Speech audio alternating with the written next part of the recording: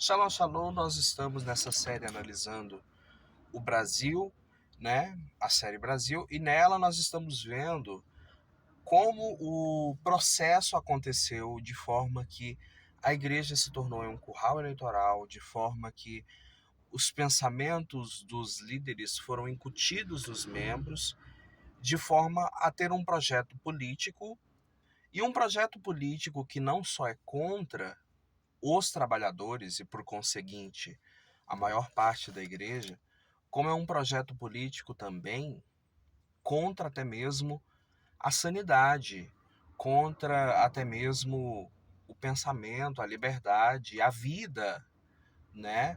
Um projeto que se diz contra o aborto, mas ao mesmo tempo esse mesmo projeto é contra a vida humana, contra a vida daqueles que estavam sofrendo com o Covid, contra a vida daqueles que são indígenas, né, a tribo dos Yanomamis. E pode ter certeza que o que eu estou falando terão fontes ou na descrição ou no comentário fixado. Então, a igreja foi equiparada para se tornar um curral eleitoral. Muitas igrejas, né? Eu não digo todas, eu digo muitas. De uma forma tão específica que houveram igrejas onde o pastor disse que se você não votar no candidato X, vocês sabem de quem eu estou falando, você será excluído da nossa igreja. Se você for de esquerda, você será excluído do nosso hall de membros. Única e exclusivamente por política, né? Então, essas coisas, elas vêm ocorrendo para a manutenção de um poder, tá? Elas são para a manutenção de um poder, elas não acontecem de forma espontânea, elas não acontecem de forma aleatória, elas acontecem para interesses de pessoas que são contra nós, de fato, mas que se dizem ao nosso favor. Como assim são contra nós, mas se dizem ao nosso favor? O nosso patrão, eu não falo patrão de uma empresa de 5 pessoas, de 10 pessoas, de 25 pessoas. Eu falo cara dono de uma multinacional.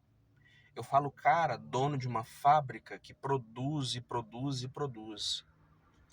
Eu estou falando da burguesia, não estou falando da pequena burguesia. O que é a pequena burguesia? É uma pessoa que trabalhava, juntou seu dinheiro, abriu uma empresa, tem quem trabalhe para ele, e em certo momento ele não precisa mais trabalhar. Isso é um pequeno burguês, e essas pessoas, elas estão tão numa marginalização que se elas param de trabalhar por 6 meses, acabou o dinheiro delas.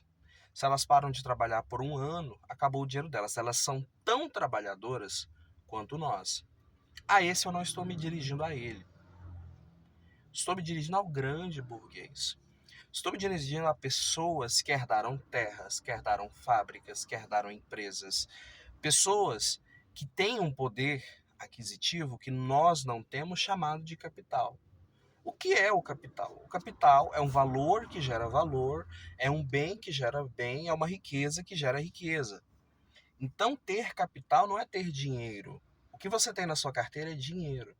Capital é aquilo que pode ser investido para gerar um lucro posteriormente, né? E essa classe, ela entende que está em guerra conosco, assim como nós estamos em guerra com eles e não percebemos. Porque nós achamos que a nossa guerra é contra o governo, né?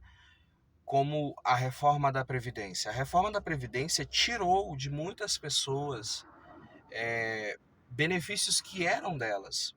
Adiou muito tempo. As pessoas vão ter que trabalhar mais. Eu me lembro que na época do Temer as pessoas diziam: pronto, agora eu não vou nem aposentar. E de fato, nós vivemos num país onde a criminalidade é exorbitante, onde a saúde vem sendo precarizada, isso tem um projeto político, onde a educação é negligenciada. Tudo isso gera para nós uma expectativa de vida aonde nós que somos trabalhadores, aonde nós que somos geralmente pobres, temos chances de vida com tempo curto, né? Por exemplo, a população transgênero no Brasil, eles têm uma expectativa de vida de 35 anos. O que são 35 anos? Eu tenho 22 anos. Se eu fizesse parte e tivesse essa expectativa de vida de 35 anos, eu já estaria mais perto de morrer do que da data que eu nasci.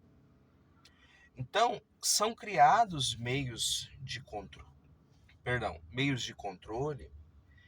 que são praticamente imperceptíveis, que são praticamente ocultos, que você não percebe, mas você participa, como os preconceitos contra negros, contra LGBTs, contra qualquer classe que seja.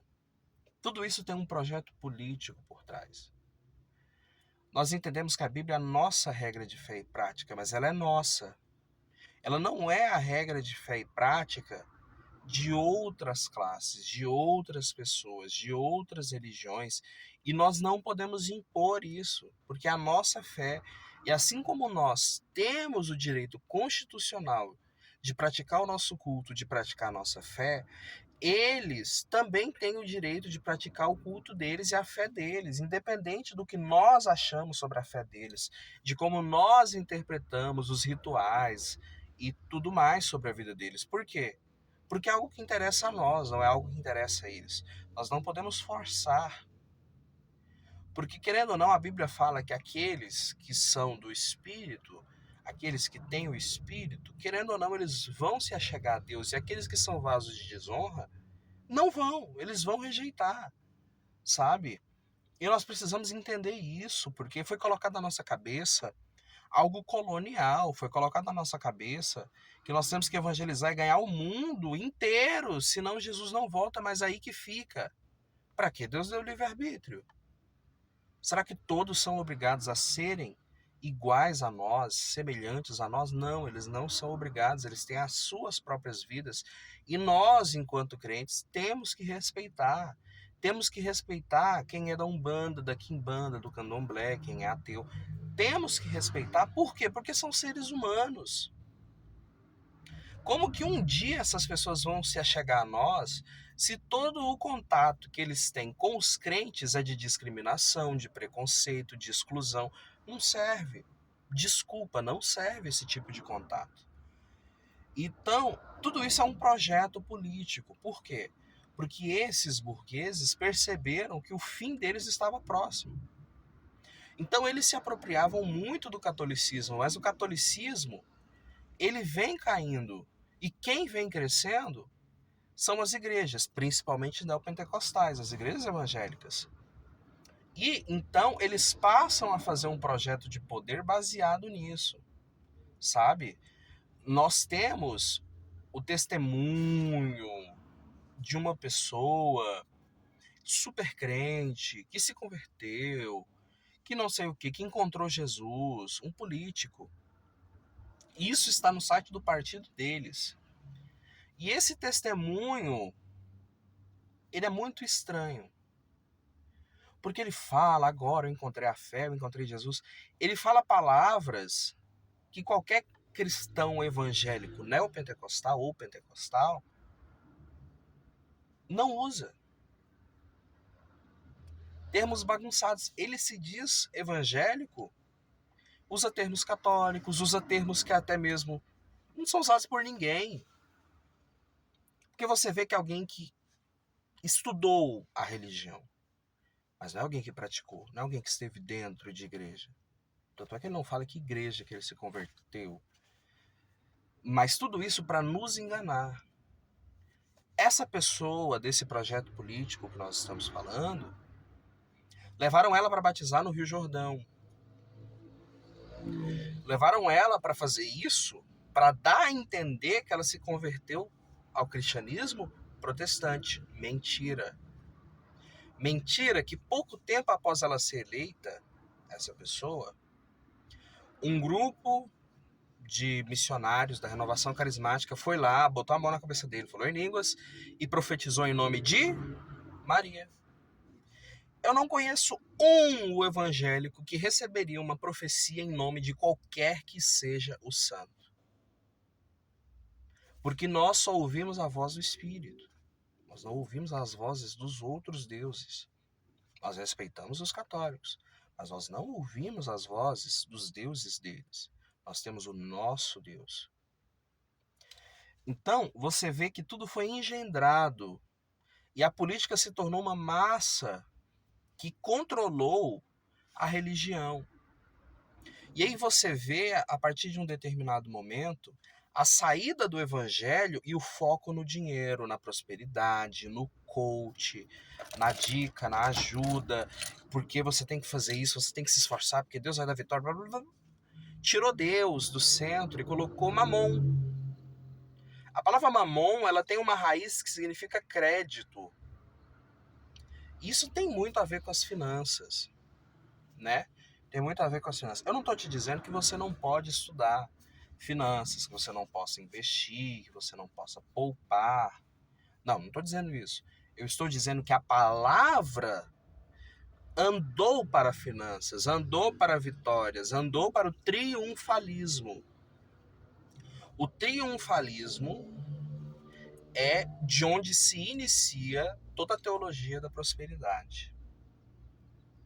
E eu falo isso com dor, porque eu saí desse meio.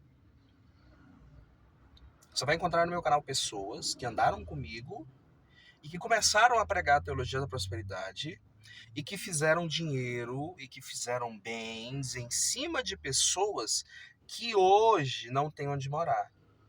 Em cima de pessoas que hoje precisam de uma cesta básica da igreja. Que é em cima de pessoas que hoje não vivem essa prosperidade, mas acreditam nela fazem anos. E não voltam para o básico da fé.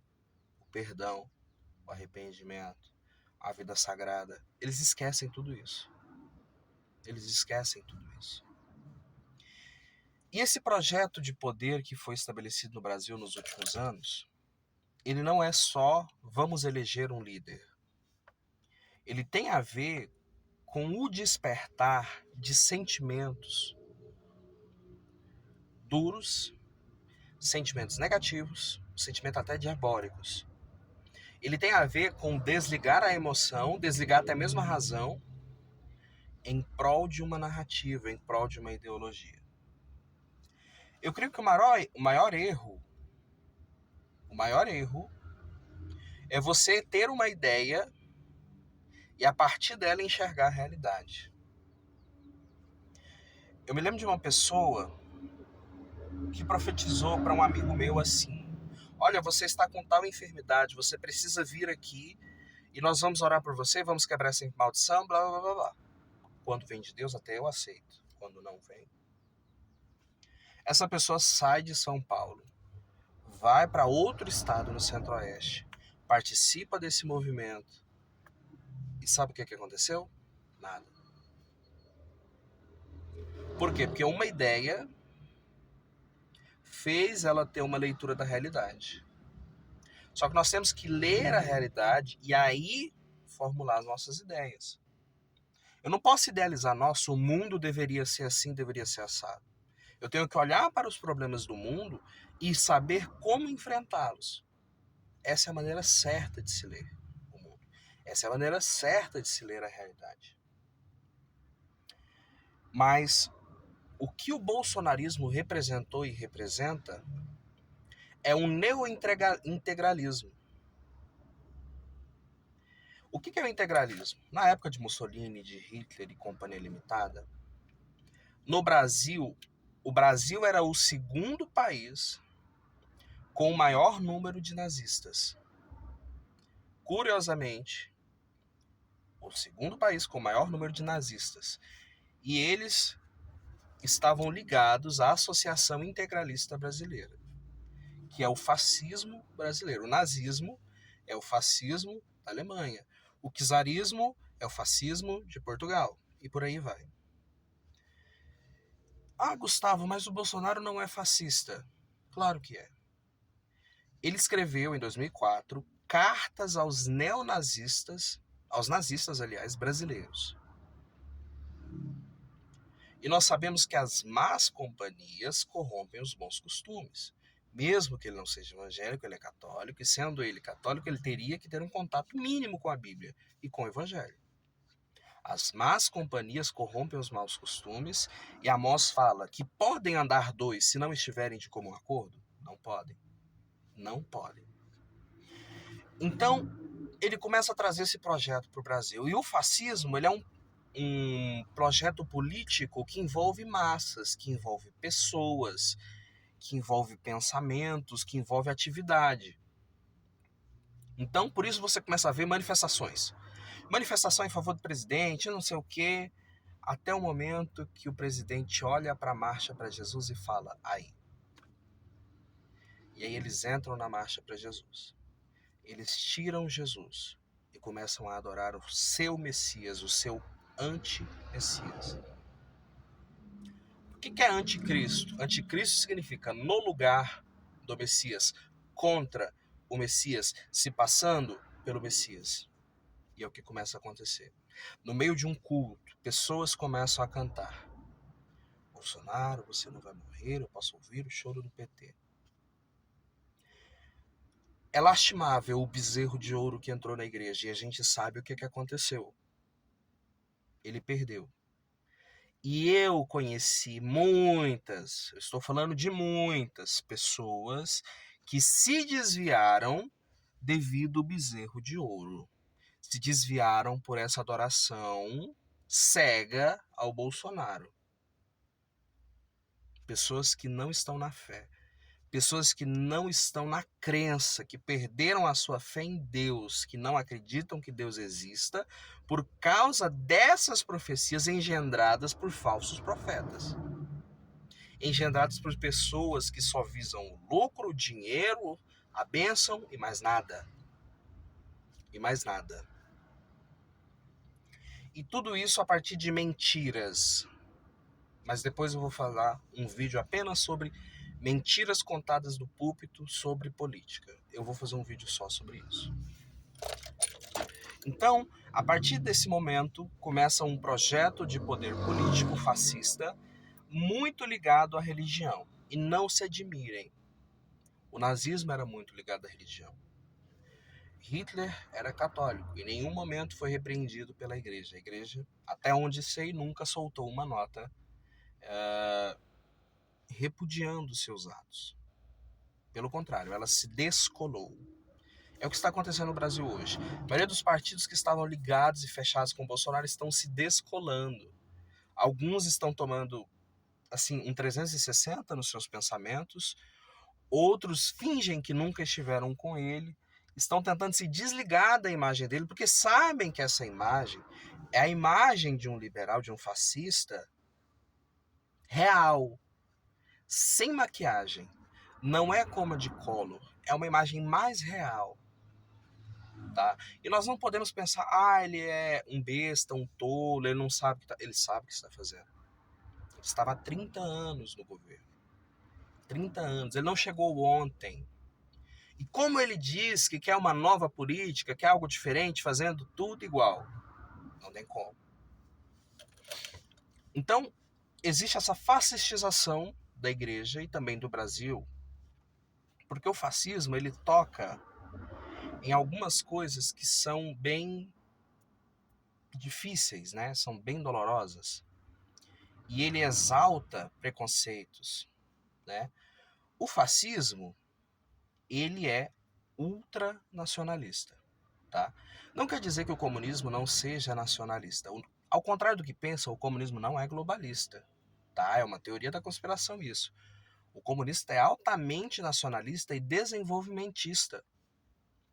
Todos os países que passaram por revoluções socialistas lutaram para o desenvolvimento das suas fábricas, lutaram para o desenvolvimento da sua energia elétrica, da sua internet, né? De onde vem o 5G? Da China, um país socialista.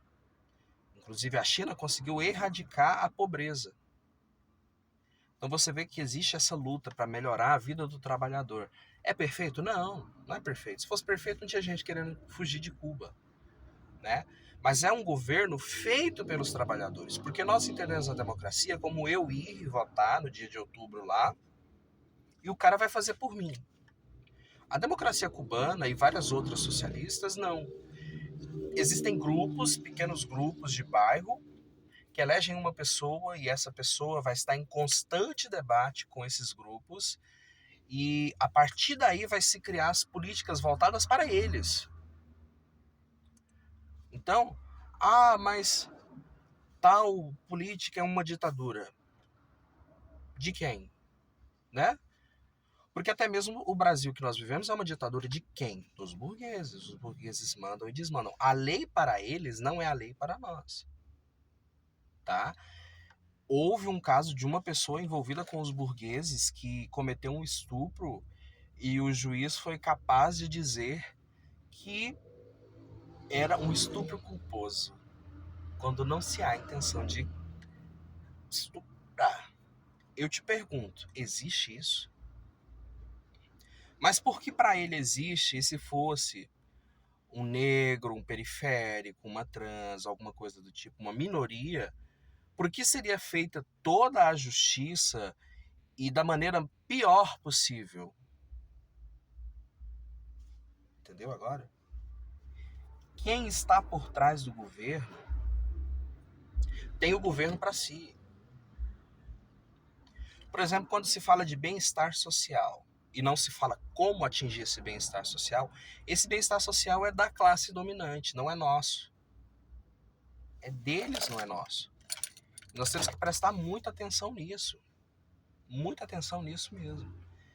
Então, o fascismo é ultranacionalista, é chauvinista, porque ele não é apenas nacionalista, mas é porque ele segrega quem não é daquela nacionalidade. Se vocês verem as falas do presidente Bolsonaro sobre os cubanos, foi o motivo de Cuba sair dos mais médicos. O que ele fala sobre imigrantes também é ridículo. É literalmente ridículo as suas falas. São falas preconceituosas e até mesmo criminosas. Falas racistas. O racismo é o segundo ponto. Há uma palestra bem antiga onde ele fala sobre os índios e ele fala até mesmo de negros pesando um arroba. O que nós aprendemos? A amar o próximo como a nós mesmos. Em outras palavras, eu não vou fazer aos outros o que eu não quero que façam comigo. Então, se eu não quero ser vilipendiado, se eu não quero ser injuriado, se eu não quero ser maltratado, se eu não quero sofrer bullying, eu não vou fazer isso. Eu não vou fazer isso. Então você vê que a fala de alguém que, além de não ser cristão, nas suas práticas, na sua fé eu não toco na fé de ninguém, eu toco nas práticas, ele ainda é preconceituoso, ainda é racista, tá? E não adianta dizer que não existe racismo no Brasil. É só olhar os números de negros mortos pela polícia e de brancos mortos pela polícia. As pessoas falam, você é contra a polícia, pede ajuda do Batman. Não, eu não sou contra a polícia, as pessoas, eu não sou contra os policiais. Eu sou contra quem vem instrumentalizando a polícia para ser fascista e militarizada do jeito que é. É isso que eu sou contra. A polícia em Cuba não usa armas. Eles contêm as pessoas com força física. Força física.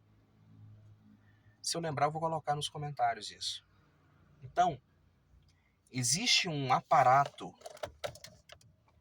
uma desestabilização, uma mudança no processo. Né? Segunda é a eugenia. Terceira, aliás. O que é a eugenia?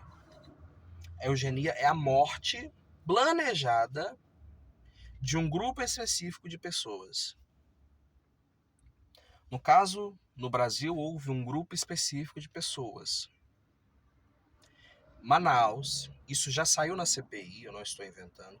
Manaus foi usado como um centro de teste para a imunidade de rebanho. Por isso houveram tantas mortes em Manaus. Erraram propositadamente, óbvio, não tem como dizer que não. O endereço e os gases de oxigênio foram parar no Amapá, ou em outro estado, eu não me lembro. Você vê que é algo planejado, tá? Existe vídeo de um dos ex-líderes do governo dizendo exatamente isso. Vai morrer gente? Vai. Posso fazer o quê? Né? E todas as vezes que confrontados pelas suas atitudes na pandemia, morreram 10 mil, posso fazer o quê? Eu não sou o coveiro.